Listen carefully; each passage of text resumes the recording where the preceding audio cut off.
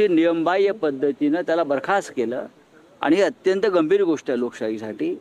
माझ्या माहितीप्रमाणे ते त्या विषयावर मुख्यमंत्र्यांना भेटण्यासाठी गेले आणि त्या विषयावर त्यांनी तक्रार केलेली आहे, चर्चा केलेली आहे.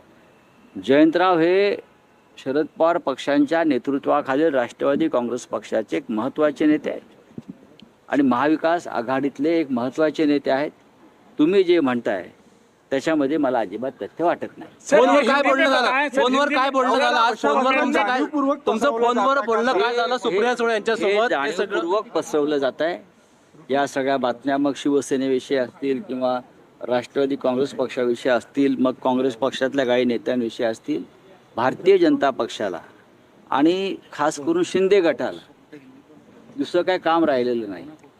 आणि मग अशा प्रकारच्या अफवा पसरवून मूळ प्रश्नावरचं विषयावरचं लक्ष लोकांचं विचलित करायचं ही अशा प्रकारची भूमिका आहे. माझा आत्ता सुप्रियाताई सुळे यांच्याशी सविस्तर चर्चा झाली. आत्ता इथे येतानाच मी बोलत होतो आणि त्यांनाही आश्चर्य वाटतं आहे आणि त्या आत्ता 12 वाजता या सगळ्या विषयावर प्रेसशी बोलतील.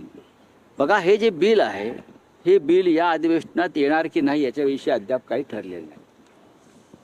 ते जेव्हा बिल येईल तेव्हा आम्ही सगळे बसून निर्णय घेऊ. मागच्या अधिवेशनामध्ये सरकारशी या संदर्भात चर्चा झाली होती. हे बिल कशा प्रकारे विधेयक असायला पाहिजे.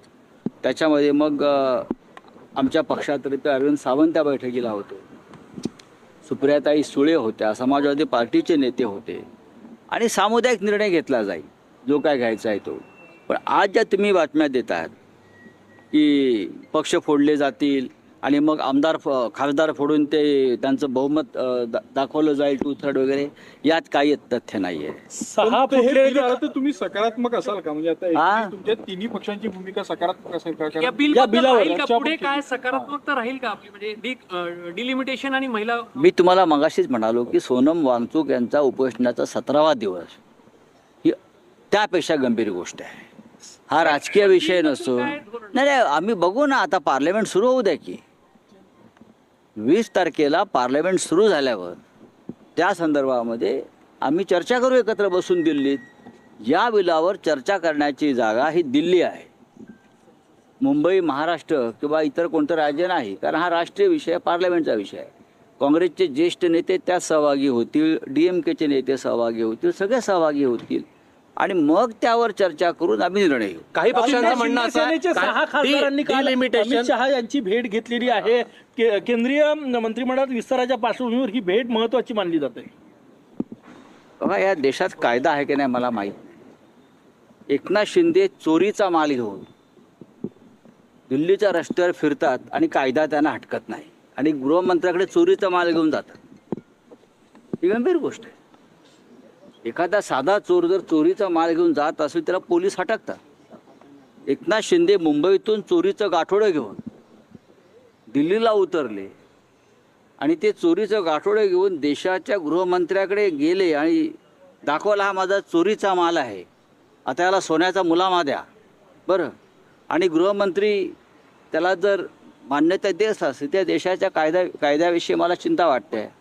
बघा, 6 फुटले, 10 फुटले, 8 फुटले. आता ज्यांच्या जीवनामध्ये, ज्यांच्या DNA मध्ये चोरी हाच एक महत्वाचा विषय आहे, त्यांच्याविषयी आता काय बोलायचं. डिलिमिटेशन आणि महिला आरक्षण हे 2 वेगळे बिल. डिलिमिटेशन आणि महिला आरक्षण 2 वेगळे बिल आहेत. 2 वेगळ्या.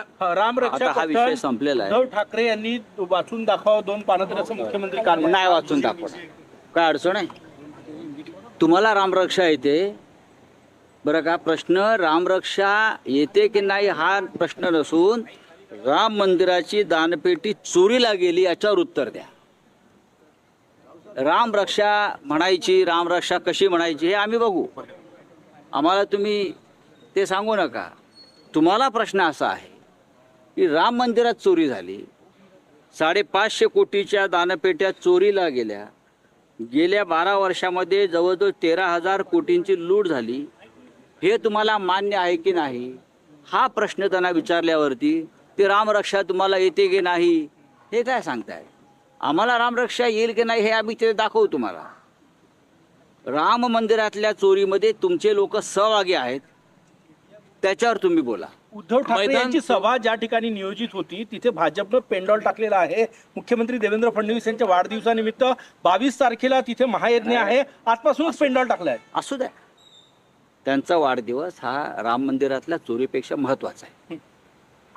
आणि हे मान्य केलं पाहिजे की राम मंदिरातली जी चोरी आहे, रामाची जी प्रतिष्ठा आहे, त्यापेक्षा जर त्यांचा वाढदिवस महत्त्वाचा असेल तर आम्ही पण त्या वाढदिवसात सहभागी होऊ. असं काही नाही.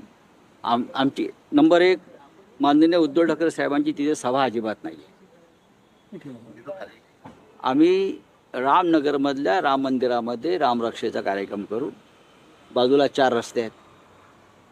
आम्ही रस्त्यावरचे लोक आहोत. रस्त्यावरती टाकू ना एखादा हे किती मोठा कार्यक्रम आहे तो. फार मोठा कार्यक्रम आहे. काल आमचं राम मंदिराचे जे विश्वस्त आहेत रवी वाघमारे त्यांच्याशी चर्चा झाली आणि साधारण आम्ही कार्यक्रमाचं स्वरूप ठरवलेलं आहे. थोड्या वेळाने आता आमचे इतर सहकारी इथे येतील, त्यानंतर आम्ही अंतिम निर्णय घेऊ. पण देवेंद्र फडणवीस यांचा त्या दिवशी वाढदिवस असेल 22 तारखेला 22 तारखेला. तर त्यांची तयारी आतापासून सुरू आहे. मोठा माणूस आहे या देशातला. सर उद्धवजींची सभा रस्त्यावर होणार आहे का? भाषण रस्त्यावर होईल का? कार्यक्रम रस्त्यावर होईल का?